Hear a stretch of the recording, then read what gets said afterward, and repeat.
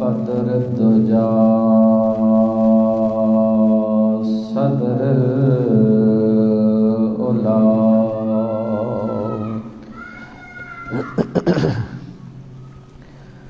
نور الهدى كافي الورى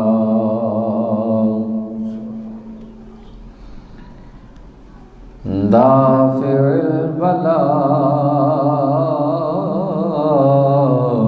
البلاء والوباء عالم الأرض والسماء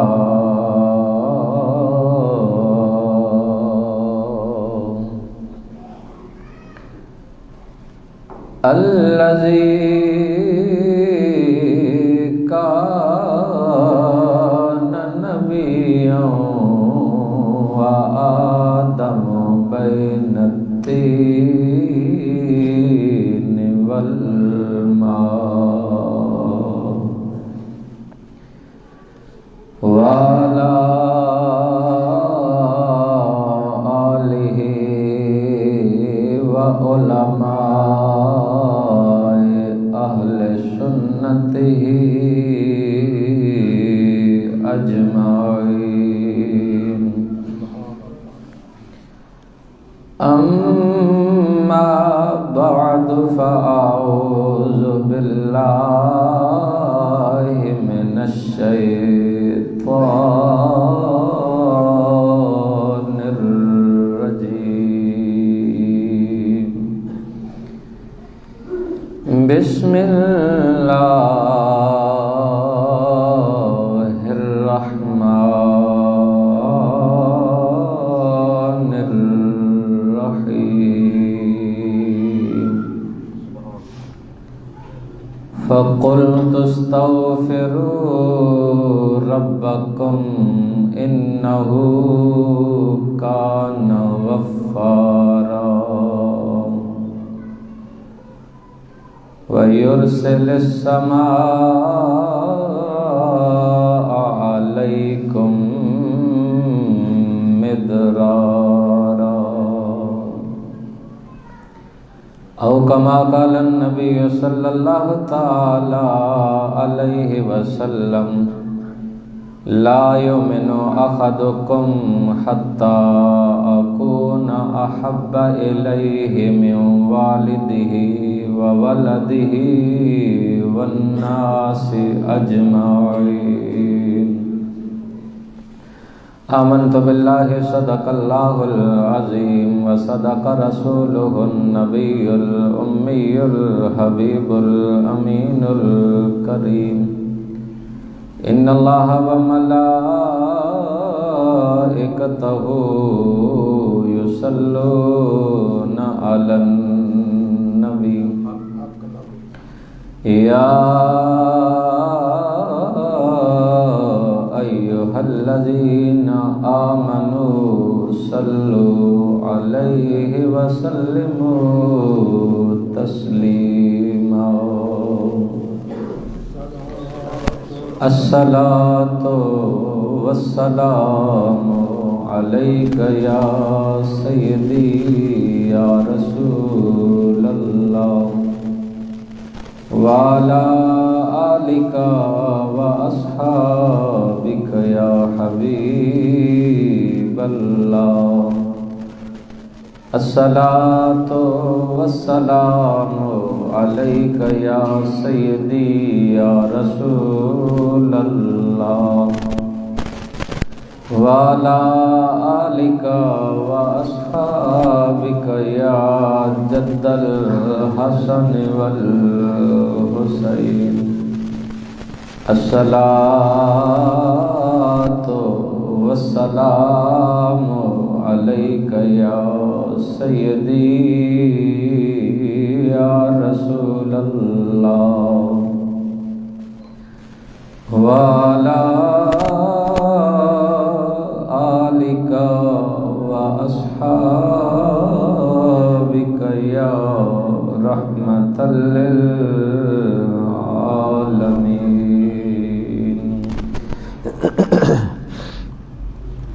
بعد از حمد و ثنا نبی پاک صلی اللہ تعالی علیہ وسلم کی پاک اور مقدس بارگاہ میں ہدیہ عقیدت پیش کرنے کے بعد قابل صد احترام بزرگوں، دوستوں، برادران اسلام، دعا ہے اللہ تعالیٰ جتنی دیر مجھے بولنے کی توفیق دے میری زبان پہ کلمہ حق جاری نصیب فرمائے۔ سننے سنانے کے بعد اللہ مجھے اور آپ کو نیک عمل کرنے کی توفیق عطا فرمائے۔ اللہ تعالیٰ نے قرآن مجید فرقان حمید میں سورہ نوح کے اندر ارشاد فرمایا،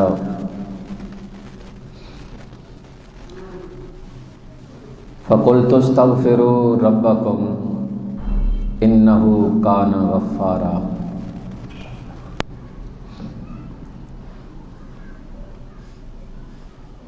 کہ تم اپنے گناہوں کی معافی مانگو گے تو تمہارے اس مانگنے پر تمہیں پہلا انعام یہ ملے گا کہ تمہارے گناہوں کو معاف کر دیا جائے گا۔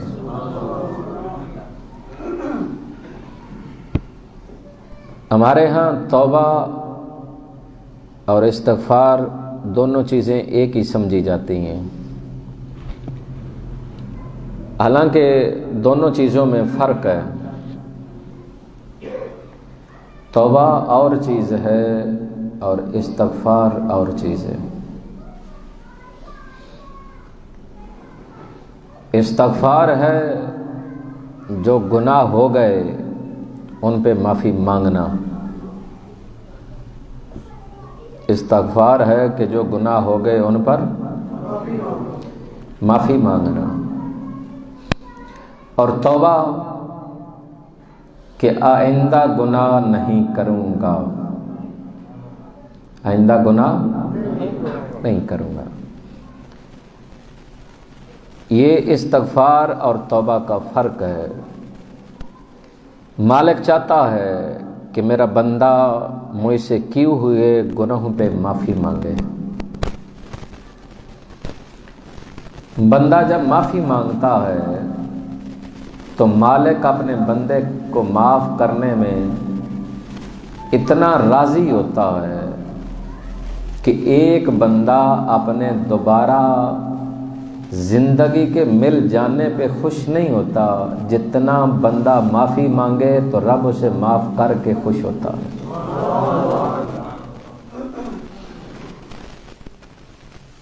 نبی پاک صلی اللہ تعالی علیہ وسلم نے جو مثال ارشاد فرمائی میں آپ کی خدمت میں عرض کرتا ہوں، سنیے اور اپنے ایمان کو تازہ کیجیے۔ حضور فرماتے ہیں صحابہ سے کہ ایک شخص ہو جو سواری پہ سفر کرنے کے لیے اپنی سواری لے اور سواری کے اوپر اپنے سفر کا زیادہ راہ اپنا سامان کھانے پینے کا باندھ لے اور نکل پڑے۔ راستے میں وہ تھوڑی دیر آرام کرنے کے لیے کسی درخت کے سائے کے نیچے اپنی سواری کو باندھ کے لیٹ جاتا ہے، اور جب اٹھتا ہے اس کی آنکھ کھلتی ہے تو سواری بھی موجود نہیں، کھانے پینے کی چیزیں بھی موجود نہیں، اور وہ شخص اس مقام پر ہے کہ جہاں اسے ہر آنے والا لمحہ موت کے قریب کرتا ہے۔ حضور فرماتے ہیں کہ اگر وہی شخص اپنے ہاتھوں کے ساتھ اس خوف کی وجہ سے کہ میں زہری زمین پہ اگر مر گیا تو درندے میرا جسم نوچ نوچ کے کھا جائیں گے، اپنے ہاتھوں کے ساتھ اپنی قبر کھودتا ہے، گڑھا کھود کے قبر میں لیٹ جاتا ہے، اس انتظار میں کہ اگلے لمحے ملک الموت تشریف لائیں گے اور میری روح کو قبض کر کے لے جائیں گے۔ حضور فرماتے ہیں کہ قبر میں لیٹا ہے موت کے انتظار میں، لیکن جب اس کی آنکھ کھلتی ہے تو قبر کے کنارے اس کی سواری موجود ہوتی ہے۔ حضور نے فرمایا صحابہ آپ بتائیے، میرے غلاموں بتاؤ کہ جو موت کے منہ سے نکل کر اپنی دوبارہ زندگی کے مل جانے پر کتنا خوش ہوگا۔ صحابہ نے عرض کی یا رسول اللہ جسے دوبارہ زندگی ملی اس کی خوشی کی تو کوئی انتہا نہیں۔ تو میرے کریم آقا مسکرا کے فرمایا میرے غلاموں، جب ایک بندہ مومن گناہگار رب کے حضور اپنے گناہوں پہ معافی مانگ کے تائب ہوتا ہے، میرا رب اسے بخش کر اس بندہ مومن سے زیادہ خوش ہوتا ہے جسے دوبارہ زندگی مل رہی ہے۔ تو میرا کریم رب چاہتا ہے کہ میرے بندے مجھ سے معافی مانگیں، میں انہیں معاف کروں۔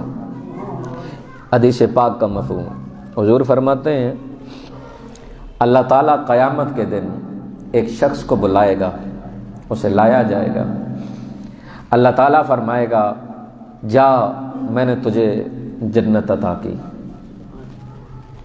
جب وہ جنت جانے لگتا ہے نا تو فرشتے احتجاج کرتے ہیں، مالک اس کے رجسٹر بھرے ہوئے ہیں، ہم نے لکھے ہیں۔ تو اللہ تعالیٰ فرماتا ہے لاؤ رجسٹر کہاں ہے؟ اب وہ فرشتے رجسٹر لاتے ہیں، جب رجسٹر کھولا صفحہ خالی ہے، دوسرا جلدی خالی ہے، دوسرا رجسٹر اٹھایا خالی، تیسرا رجسٹر اٹھایا خالی ہے۔ فرشتے عرض کرتے ہیں مولا ہم نے تو لکھے تھے، اب نہ جانے یہ کدھر گئے ہیں۔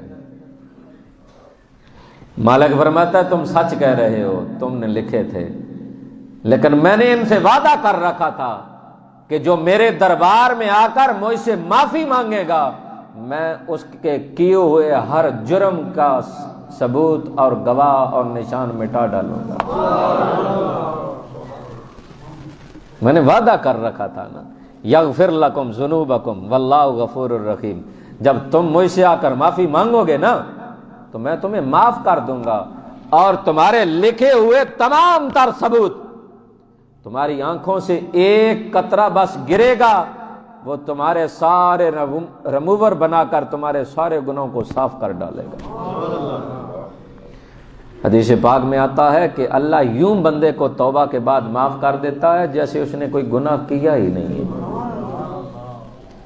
فَقُلْتُ اسْتَغْفِرُوا رَبَّكُمْ إِنَّهُ كَانَ غَفَّارًا، پہلا انعام یہ ہے استغفار کرنے پہ کہ مالک اس کے گناہوں کو معاف فرما دیتا ہے۔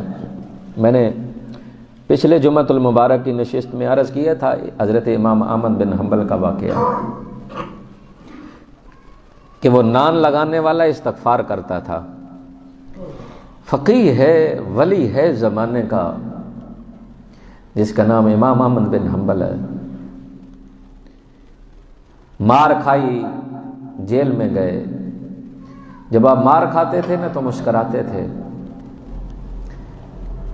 تو کسی نے کہا حضور بات سمجھ نہیں آتی، درد نہیں ہوتا آپ کو؟ کہا ہوتا ہے۔ کہا تو پھر مسکراتے کیوں ہیں؟ کہا چور کی نصیحت کام آ گئی۔ کس کی؟ چور کی۔ مولا علی شیر خدا کرم اللہ وجہ الکریم سے کسی نے پوچھا نا کہ آپ نے اتنا علم کہاں سے حاصل کیا؟ تو آپ نے فرمایا جہلوں اور نادانوں سے، کہ جو وہ بات کرتے تھے وہ میں نہیں کرتا تھا۔ حضرت امام احمد بن حنبل کہنے لگے جب مجھے فتویٰ نہ دینے کے جرم میں پکڑ کے جیل میں ڈالا گیا نا، خلیفہ وقت کہتا تھا کہ آپ فتویٰ دیں، قرآن مخلوق ہے، آپ نے کہا یہ نہیں ہو سکتا، آپ کو پکڑ کے جیل میں ڈال دیا گیا۔ جیل کے اندر ایک چور تھا، جس طرح ہمارے بھی قیدی ہوتے ہیں نا تو وہ دوسرے سے پوچھتے ہیں جناب آپ کس جرم کی سزا میں یہاں تشریف لائے ہیں؟ حضرت امام احمد بن حنبل سے اس چور نے پوچھا جناب امام صاحب آپ کس لیے یہاں آئے؟ فرمایا میں نے اس جرم کی پاداش میں جیل میں ڈالا گیا کہ میں نے قرآن کو مخلوق نہیں کہا۔ تو چور کہنے لگا امام صاحب یہ تو میں بھی جانتا ہوں، چور ہوں، نکما ہوں، لیکن یہ تو میں بھی جانتا ہوں کہ قرآن مخلوق نہیں، قرآن کلام اللہ ہے۔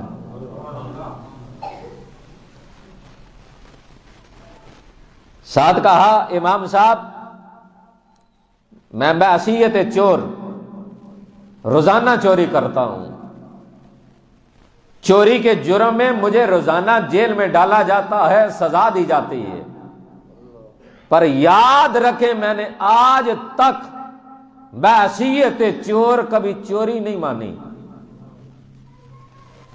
یہ مار کے خوف سے میری آپ سے نصیحت ہے کہ مار کے خوف سے کہیں آپ نہ مان جاننا کہ قرآن مخلوق ہے۔ حضرت امام احمد بن حنبل کہتے ہیں جب مجھے کوڑے پڑتے تھے تو وہ نصیحت چور کی مجھے یاد آ جاتی تھی، شاید کہ امام احمد بن حنبل بھی پھسل جاتا، پر جب کوڑے پڑتے تھے نا نصیحت یاد آتی تھی، مار بھول جایا کرتی تھی۔ اس امام احمد بن حنبل کو ایک فقیہ بھی ہے، ولی ہے، لیکن ایک شخص ہے جو روٹیاں لگانے والا ہے، نان بھائی ہے، لیکن اس کا عمل کیا ہے؟ استغفار۔ اٹھتے بیٹھتے چلتے پھرتے وہ کیا کر رہا ہے؟ اللہ سے معافی مانگ رہا ہے۔ تو اللہ نے وعدہ کیا ہے کہ جو مانگو گے وہ عطا کروں گا۔ اس نے دعائیں مانگی، اس کی کوئی دعا رد نہیں ہوئی۔ آخری دعا اس کی یہ تھی کہ یا باری تعالیٰ تب تک موت نہ دینا جب تک امام احمد بن حنبل کی ملاقات نہ ہو جائے۔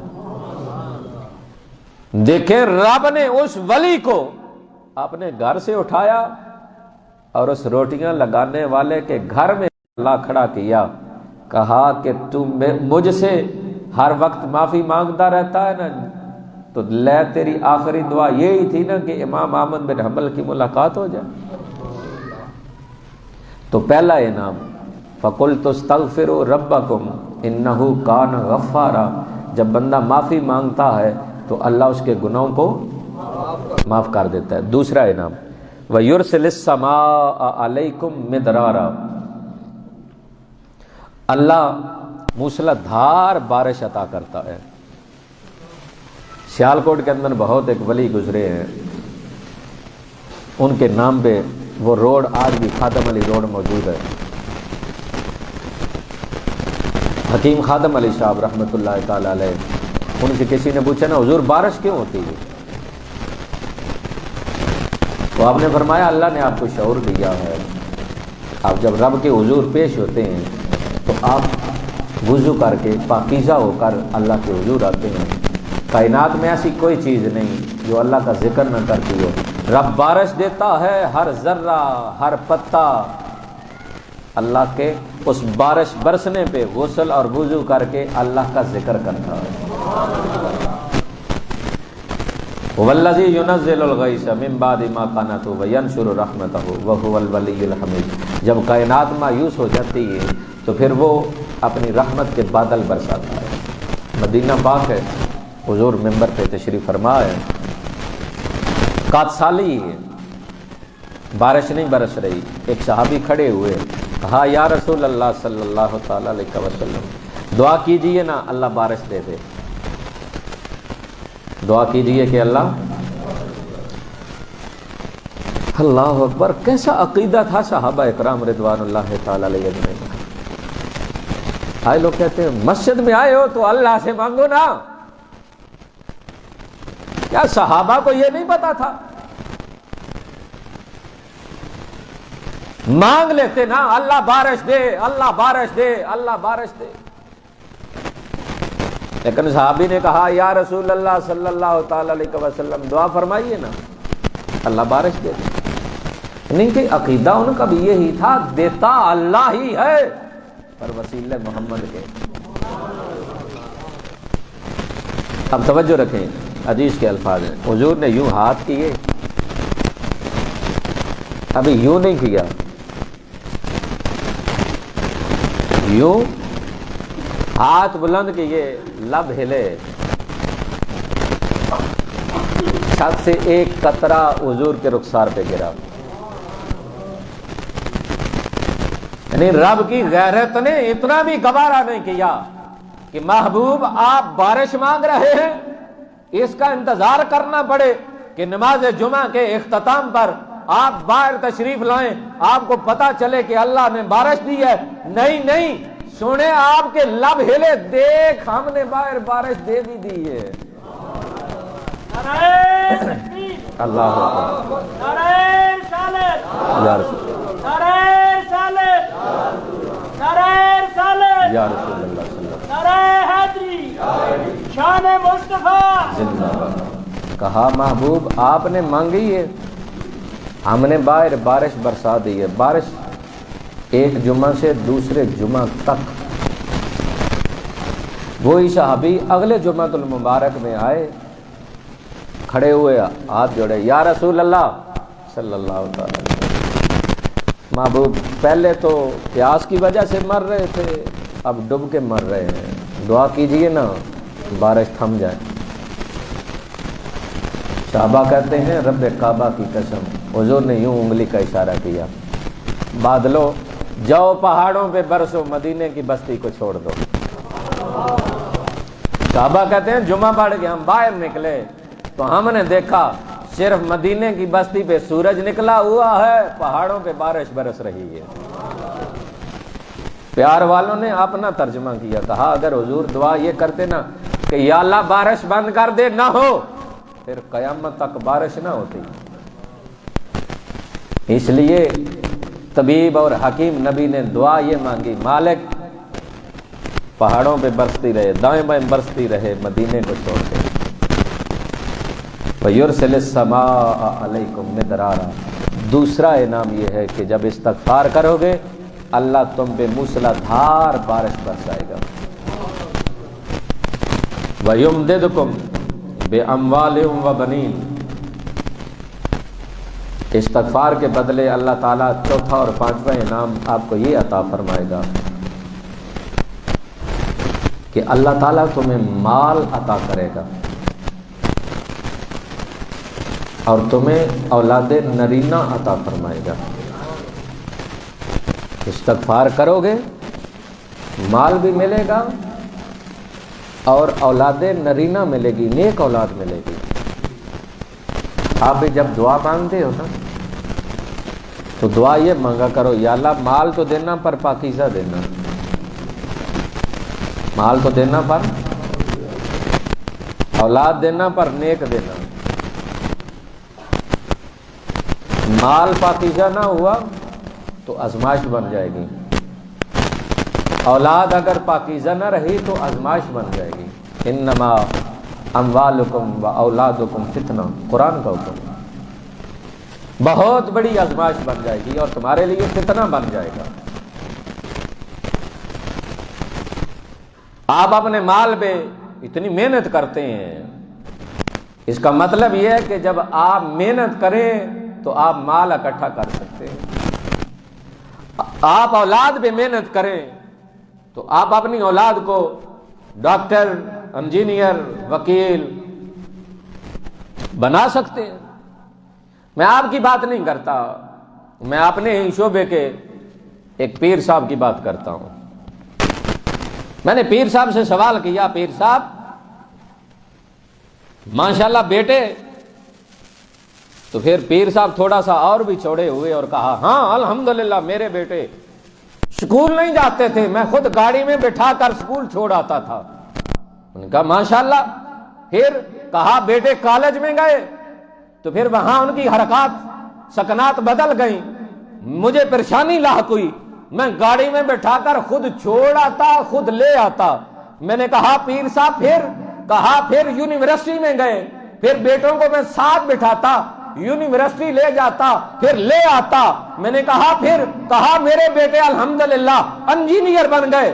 میں نے کہا ماشاءاللہ، آپ نے بیٹوں پہ اتنی محنت کی، 18 سال کی تگ و دو میں بیٹے انجینئر بن گئے، ڈاکٹر بن گئے، کاش کہ اتنی محنت کرتے بیٹے 5 وقت کے نمازی بن جاتے.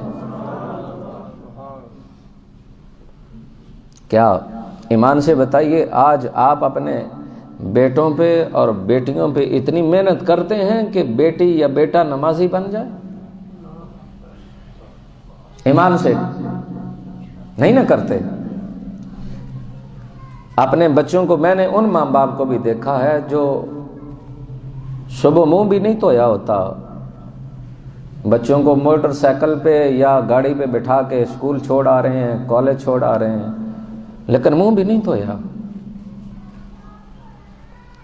کیا یہ حق نہیں تھا کہ اپنے بچوں کو اتنی محنت کرتے کہ بیٹا سجدہ ریز بھی ہو نا؟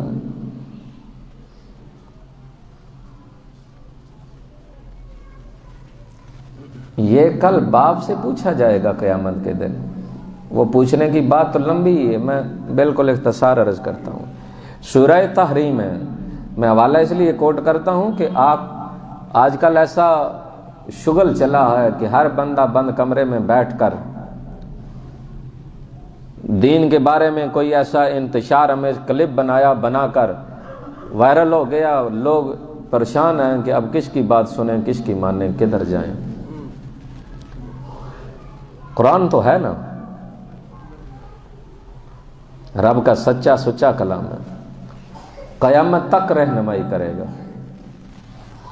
سورہ تحریم کا دوسرا رکوع، یا ایھا الذین آمنوا قوا انفسکم واہلیکم نارا وقودھا الناس والحجارہ. اے ایمان والو، اپنے آپ کو، اپنی اہل و عیال کو بچا لو اس آگ سے جس آگ کا ایندھن وقودھا الناس والحجارہ یا انسان ہوں گے یا پتھر ہوں گے.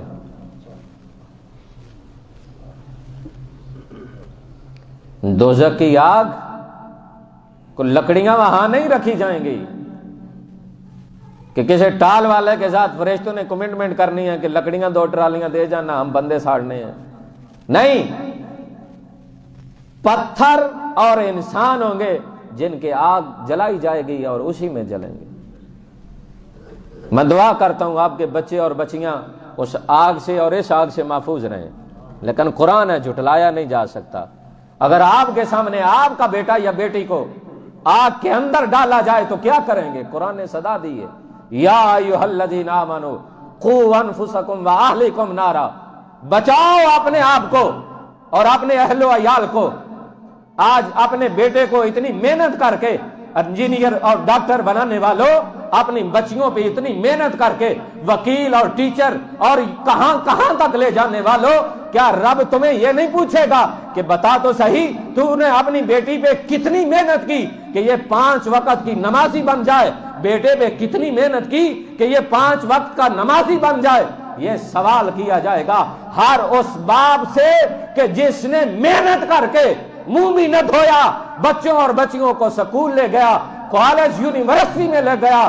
کیا وہ اپنے بچوں کو مسجد میں کیوں نہیں لے کے گیا؟ میری صرف صدا ہے، قرآن بار بار آپ کو صدائیں دے رہا ہے کہ آؤ مجھے پڑھو، میں تمہارے لیے ضابطۂ حیات بن کر آیا ہوں.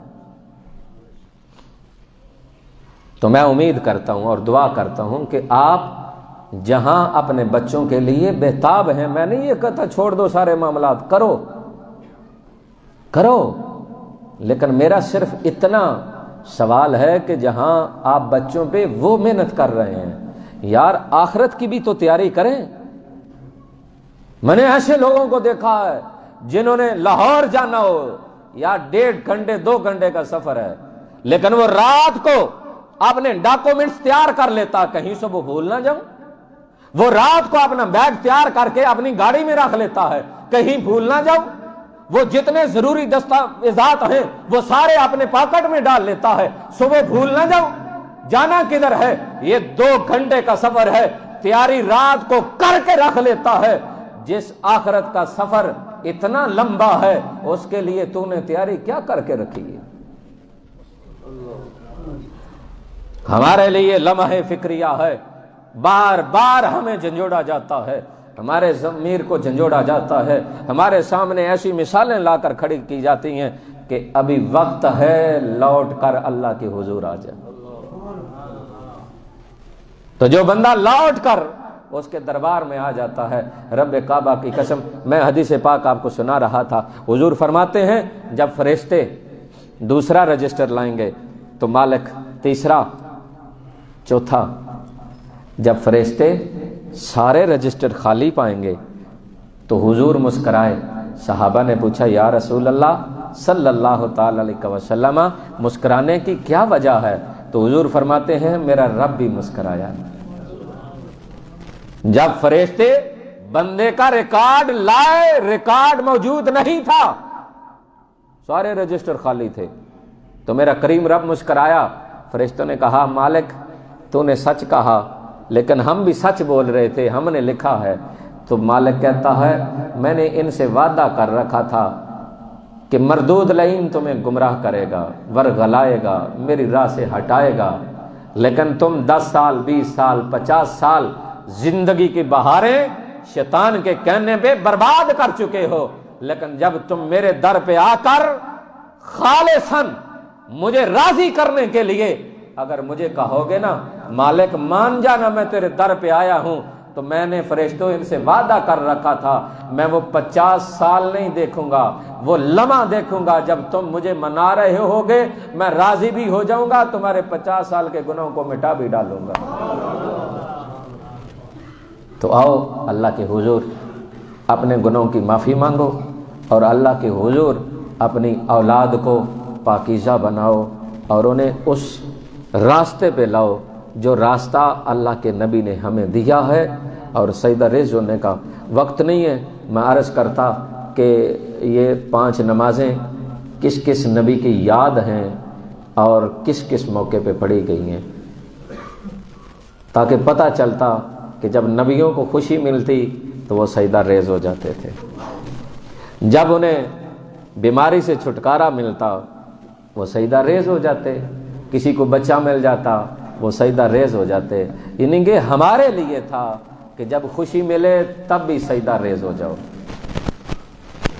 پریشانی سے نجات ملے تب بھی سجدہ ریز ہو جاؤ، اس کی طرف سے کوئی نعمت ملے تب بھی سجدہ ریز ہو جاؤ۔ سجدہ ریز کیا ہے؟ جہاں گھر میں ہو، مسجد میں ہو، دکان پہ ہو، جہاں خوشی کی خبر ملی ہے، دیکھو پاکیزہ ہو، نماز کا وقت ہے، 2 رکعت نماز نفل شکرانہ بندی اللہ تعالیٰ خان کا بشریف اللہ، رب کا شکریہ ادا کرو۔ لوگوں کا شکریہ ادا کرنے میں تو آپ کا منہ تھکتا نہیں ہے، جناب تھینک یو، شکریہ، بہت مہربانی، آپ نے کرم کیا، مہربانی کی، آؤ رب کا شکر ادا کرو۔ لئن شکرتم لازیدنکم، سورہ ابراہیم مالک کہتا ہے تم میرا جتنا شکریہ ادا کرتے چلے جاؤ گے میں مالک اتنی رحمتوں کی برسات کرتا چلا جاؤں گا۔ اللہ تعالیٰ مجھے اور آپ کو عمل کی توفیق عطا فرمائے۔